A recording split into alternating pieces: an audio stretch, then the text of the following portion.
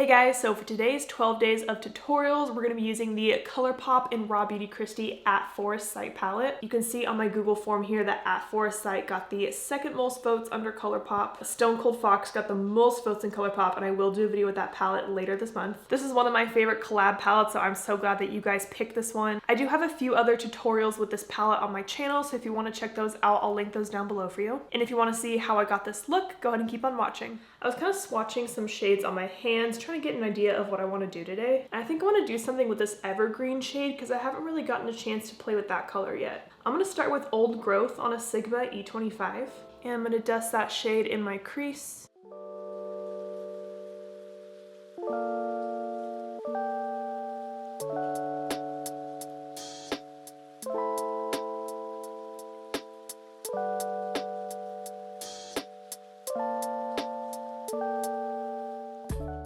Now I'm going to dip into just any kind of skin tone colored eyeshadow, and I'm going to use that to blend right below my brow just to soften the edges of that pinky shade.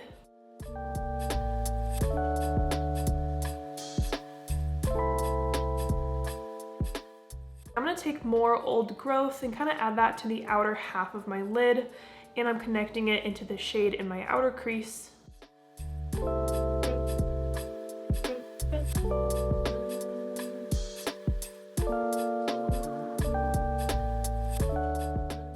Now I'm going to take Evergreen on my finger, and that's going to go on the inner part of my lid.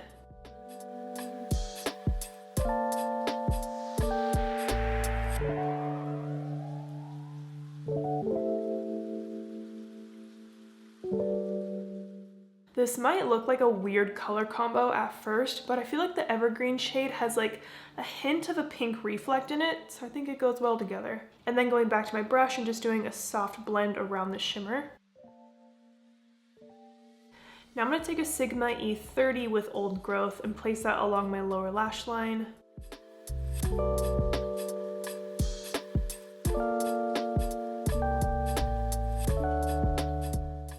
Okay, so I'm really liking how this eyeshadow is looking, and part of me always feels like I need to do some crazy like 6 shade eyeshadow look, but I know I don't need to do that, so I might add more.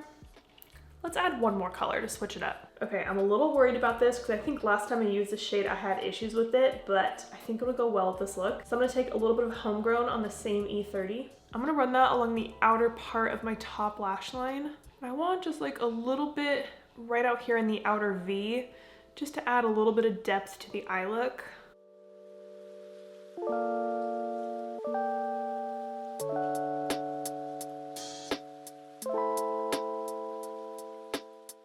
And then I'm going to add a little bit to the outer part of my lower lash line.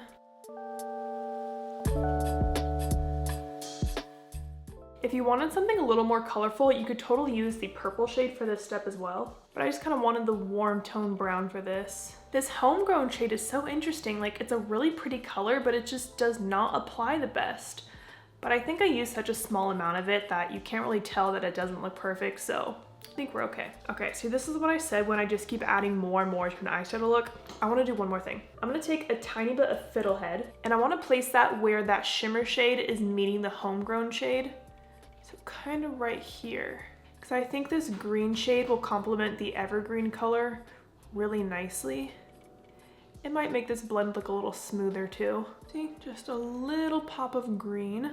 Okay, I like how that looks. I'm gonna go pop on some mascara and lashes, and I'll show you the final look. Before I put on lashes, I wanted to quickly show you what this looks like with just mascara, because I feel like my eyelashes are looking so good today. So here's what it looks like, and for my mascara, I'm wearing the Benefit Roller Lash. All right, my lashes are on. I decided to go with something a little wispier today, so I'm wearing my brand The Bright Lashes, of course, and I'm wearing the style Adorn. I feel like this look turned out so pretty, and it was kind of fun to do something softer than what I normally do. Like, normally I love to layer on the dark eyeshadows, but to me, this is kind of a softer eyeshadow look. And I feel like you would look at this palette and not think that you could get a pretty soft look like this out of that, so that's fun. I'm sad that this palette was limited edition, but if you were able to get your hands on it, cherish it forever. Love RawBeautyKristi. So I hope you guys enjoyed this video. Thank you so much for watching, and don't forget to like and subscribe.